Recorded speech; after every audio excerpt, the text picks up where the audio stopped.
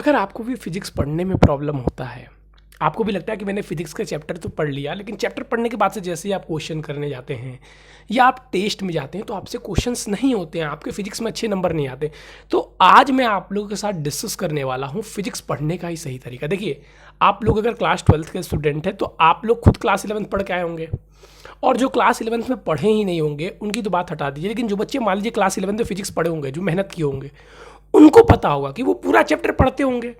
Chapter पढ़ने के बाद वो क्वेश्चन भी करते होंगे, क्वेश्चन कुछ करते हैं, फिर वो जब जाते हैं क्वेश्चंस करने या पेपर देने जाते हैं या चैप्टर जैसे ही खत्म होता है उनको लगता है बस डिफिनीशन ही हमें याद है, उनसे न्यूमेरिकल बनते ही नहीं है। आपसे न्यूमेरिकल नहीं सॉल्व हो पाते हैं, आप चैप्टर धीरे धीरे भूलने लग जाते हैं, आपके कॉन्सेप्ट नहीं क्लियर हो पाते हैं। फिजिक्स बहुत एक बड़ी प्रॉब्लम बन के निकल जाती है बच्चों के लिए। तो क्लास 12th में फिजिक्स पढ़ने का सही तरीका क्या है? देखिए, आज मैं आप लोग के साथ एकदम बेस्ट सॉल्यूशन डिस्कस करने वाला हूँ। अगर इस तरीके से आप फिजिक्स पढ़ते हैं तो मैं वही तरीका आपके साथ शेयर कर रहा हूँ जिससे बच्चे पढ़ के 98 99 मार्क्स फिजिक्स में लेके आते हैं। फिजिक्स भी पढ़ने का एक सिंपल तरीका है, अगर आप उससे पढ़ते हैं तो 100% मैं कह रहा हूँ, देखिएगा आपके नंबर अच्छे आएंगे। कैसे पढ़ना है सर? फिजिक्स पढ़ने के लिए सबसे पहले देखिए आपको बुक की चॉइस करनी है। मैंने आप लोगों को बहुत सारी बुक बता दी थी, आपको सबसे बढ़िया बुक कौन सी थी ये भी मैंने बता दी थी। आपको ये भी साफ कर दिया था कि फिजिक्स एनसीईआरटी से नहीं पढ़ना है।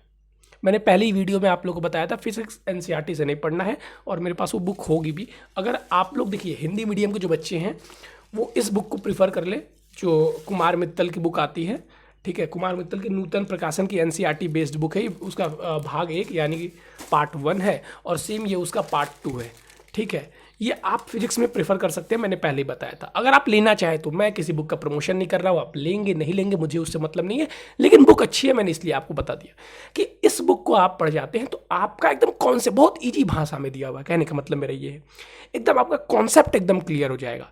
जिस तरीके से आप सोचते हैं कि आप पढ़ें, मतलब एक टीचर की तरह इसमें आपको गाइड दिया हुआ है, ठीक है। तो बहुत अच्छी बुक है, मैं प्रेफर करूँगा आप इसको जरूर लीजिएगा। इस बुक को आपको ले लेना है, किसी बुक को आप लेना चाहते हैं एनसीईआरटी बेस्ड, बस एनसीईआरटी से मत पढ़ना फिजिक्स, इतना याद रखना। फिजिक्स एनसीईआरटी से मत पढ़ना, किसी भी एनसीईआरटी बेस्ड बुक से ही पढ़ना। दूसरी चीज़ मैं आपको प्रेफर करूंगा कि जब फिजिक्स आप पढ़ने जाते हैं, जिस भी टीचर से आपको पढ़ना है, हमारे भी लेक्चर पड़ी हुई है प्लेलिस्ट में, हमसे पढ़ना चाहते हैं, जिससे भी आप पढ़ना चाहते हैं उससे आप फिजिक्स पढ़िए। फिजिक्स का मान ले आपने पहला चैप्टर खत्म किया, मान लीजिए आपने कूलॉम लॉ खत्म किया फिजिक्स में, ठीक है। जैसे ही आपने कूलॉम्स लॉ को खत्म किया उसके बाद से आप तो पहले जिस बुक से पढ़ रहे हैं उस बुक की सारी एक्सरसाइज को खत्म कीजिए। देखिए, यही सबसे बड़ी गलती हम लोग यहीं पे कर देते हैं। हम लोग क्लास 12th में आते ही ना, क्लास 9 से ही बच्चे कुछ स्टार्ट कर देते हैं। चैप्टर पढ़ने के बाद हम एक्सरसाइज पे ध्यान ही नहीं देते हैं। हमको लगता है ना कि बेस्ड क्वेश्चन आएंगे पेपर में से, बुक के अंदर से ही क्वेश्चन आ जाएंगे। अरे भाई, बुक के अंदर से क्वेश्चन आएंगे तो जो पीछे क्वेश्चन दिए गए हैं एक्सरसाइज में वो भी तो बुक के अंदर से ही क्वेश्चन है, वो भी तो चैप्टर के अंदर से ही क्वेश्चन है। इस चीज़ को आप गलती मत कीजिएगा। चैप्टर पढ़ने के बाद एक्सरसाइज जरूर सॉल्व करना है। जैसे आप जो बुक मैंने बताई थी उसमें आप देखेंगे 30-30 न्यूमेरिकल दिए हुए हैं, 40-40, बच्चे नहीं करते हैं। अरे भाई, वो छोटे छोटे न्यूमेरिकल है, वो आप करेंगे तभी वो आपके कॉन्सेप्ट बिल्डअप करते जाएंगे ना। बिना आप न्यूमेरिकल की आप सोचेंगे तो टाइम वेस्ट है, एक कर लेते हैं यार ये हमसे हो जाएगा, नहीं, आपको पूरे के पूरे करने हैं। जो छोटे क्वेश्चन दिए हुए डिफिनीशन वाले उनको भी आपको पढ़ के उसके आंसर ढूंढने हैं। नहीं, अगर आप ऐसा करेंगे तो फिर देखिए आपका चैप्टर स्ट्रांग नहीं हो पाएगा। सबसे पहले आपने चैप्टर पढ़ा, चैप्टर पढ़ने के बाद से आपको क्या करना है, एक्सरसाइज सॉल्व करना है। किसी भी बोर्ड से देखिए आप, सेम चीज़ सबके लिए, आप बुक की एक्सरसाइज सॉल्व करनी है। जैसे आप बुक की एक्सरसाइज सॉल्व कर लेते हैं, पहले आपने किसी टीचर से पढ़ा, किसी टीचर से पढ़ने के बाद से आपको खुद से बुक रीड करनी है, खुद से बुक रीड करने के बाद से आपको एक्सरसाइज करना है, और उसका एक्सरसाइज करने के बाद से आपको उसी चैप्टर के प्रीवियस ईयर क्वेश्चंस करने हैं।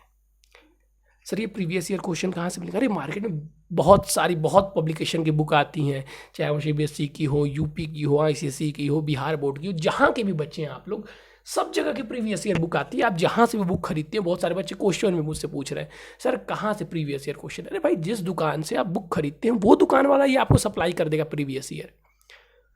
समझ रहे हैं? कुछ बच्चे कहते हैं ऑनलाइन निकाल देंगे। देखिए, ऑनलाइन के चक्कर में मत पड़िएगा, क्योंकि देखिए ऑनलाइन मोबाइल से आप पढ़ नहीं पाएंगे उतना, और प्रीवियस ईयर पढ़ना बहुत जरूरी है। तो इस 3 पैटर्न को आप फॉलो करते हैं ना, आपको लग रहा है कि बहुत टाइम लेगा, टाइम नहीं लेगा। 2-2 हफ्ते में, 3-3 हफ्ते में आप एक चैप्टर खत्म करते जाएंगे। आराम से 1 हफ्ते में, 1.5 हफ्ते में आप एक चैप्टर खत्म कर सकते हैं। अब जैसे ये सारी बुक है तो इसमें एक चैप्टर को बहुत छोटा कर दिया है, मतलब एक चैप्टर को 3-4 पार्ट में डिवाइड कर दिया है। जैसे कि कूलॉम्स लॉ, एनसीईआरटी में एक चैप्टर का, इन सबका 3-4 चैप्टर हो जाता है। तो आपको इस बात को ध्यान रखना होगा कि अगर आप अच्छे से स्टडी नहीं करते हैं, आपने एक चैप्टर में, बहुत सारे बच्चे क्या करते हैं कि यूट्यूब पे आए, कूलॉम्स लॉ, 3-4 लेक्चर पढ़े हुए हैं किसी टीचर के, 3-4 लेक्चर देख लिए। लेक्चर देखने के बाद से चले जाते हैं डायरेक्ट एक्सरसाइज पे, 1-2 क्वेश्चन करेंगे, बुक बंद, मान लेते हैं कि वो चैप्टर उनका खत्म हो गया। तुमने तो बुक खरीदी क्यों है? बुक खरीदने के फायदे, बुक पढ़ना ही आप लोग बंद कर दिए। मैं कहता हूं आप कितने भी बड़े टीचर से पढ़िए, ठीक है, वो टीचर भले 10 बुक का मिला के आपको पढ़ा दे, लेकिन आपने जो बुक खरीदा है एक बार आप उसको रीड जरूर कीजिए। मैं कह रहा हूं 100% कह रहा हूं, आप भारत के बड़े से बड़े टीचर से भी पढ़ लीजिए, जब आप खुद बुक रीड करेंगे आपको 2-3 चीजें ज्यादा सीखने को मिलेंगी। 100% गारंटी मेरी है। जब आप खुद से रीड करेंगे ना तो आपको 2-3 चीजें ज्यादा सीखने को मिलेंगी, और जो आपने टीचर से सीखी थी वो आपके लिए 100% कन्फर्म हो जाएगा और वो आपको लाइफ टाइम याद भी रहेगा। ये चीजें होती हैं, लेकिन आप लोग यहीं पे गलती करते हैं, बुक रीड एकदम आप लोग हटा देते हैं, साइड कर देते हैं। इस समय तो और साइड हो गया, बस खोलना है, हाँ पहला चैप्टर आ गया कूलॉम्स लॉ, कौन पढ़ने जाए, यूट्यूब पर वीडियो डालो, लोग समझा ही दे रहे हैं, बस समझ ही खत्म हो गया चैप्टर। लेकिन मैं गारंटी के साथ कह रहा हूँ वो आप कुछ दिन बाद वो गायब हो जाएगा, उसका कॉन्सेप्ट आप क्लियर नहीं कर पाएंगे।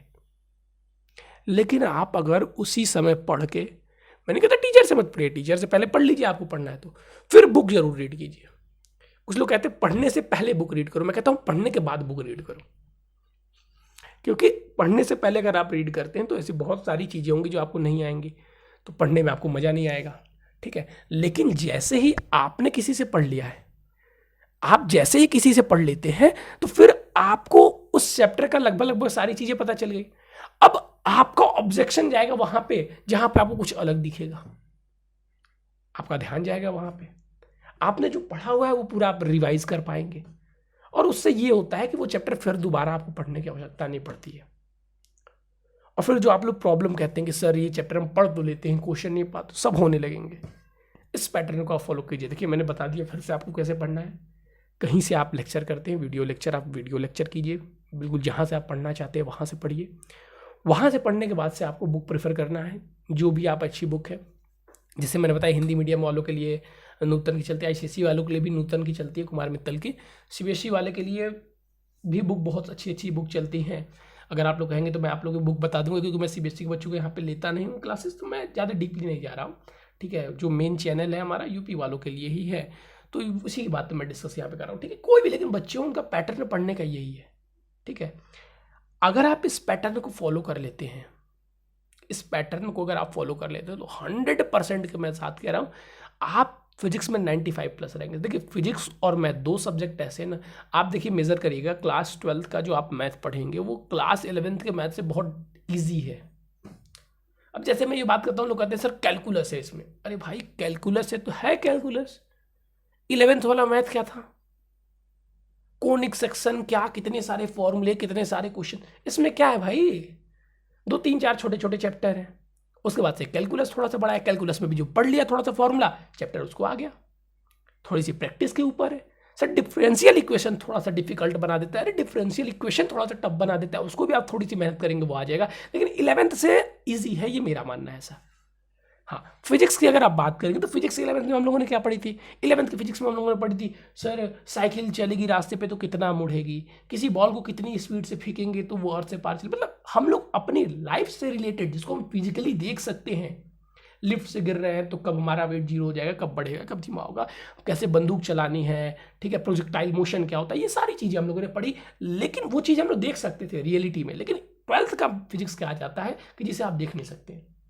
अब बोला जाएगा ये है इसमें से वेव जा रहा है, ये है इसमें से करंट जा रहा है, ये है इसमें से इलेक्ट्रॉन गया, ये इलेक्ट्रॉन बाहर निकल गया, ये लाइट यहाँ पे आई, यहाँ से टकराई, यहाँ पे चली गई, ये लाइट इलेक्ट्रोमैग्नेटिक वेव की तरह चल रही है। ये सारी चीज़ें जो हम देख ही नहीं सकते हैं वो हमें फिजिक्स में पढ़ना पड़ता है।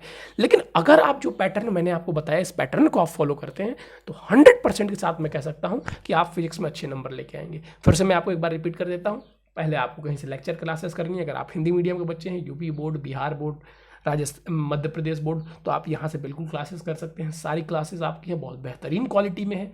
साथ साथ यहाँ पे आपको PDF भी मिलेंगे, नंबर सेक्शन भी आपको दिए गए हैं जहाँ से आप कांटेक्ट भी कर सकते हैं, अपने सॉल्यूशन को आप मुझसे पूछ सकते हैं डायरेक्टली, ठीक है, कमेंट के जरिए भी और हमारे व्हाट्सअप के जरिए भी। अब जो भी बच्चे हैं जिनके कुछ डाउट होंगे वो हमारे व्हाट्सअप के जरिए पूछ सकते हैं। व्हाट्सअप सर संपर्क कैसे करेंगे, आप जैसे ही चैनल को सब्सक्राइब करके हमारे चैनल वाले सेक्शन में जाएंगे तो वह व्हाट्सअप नंबर आ जाएगा, वहाँ से आप हमको कॉन्टैक्ट कर सकते हैं। जो आपके और भी क्वेश्चन होंगे वो यहाँ से क्लियर कर दिए जाएंगे। देखिए, अगर आपको लगा हो कि इस वीडियो से आपको कुछ भी अच्छी चीज़ें जानने को मिली हैं, आपके लिए हेल्पफुल है, तो मैं उम्मीद करता हूँ कि आप चैनल को सब्सक्राइब जरूर करेंगे। Thank you, have a nice day. फिर मिलते हैं नए और इम्पोर्टेंट टॉपिक के साथ।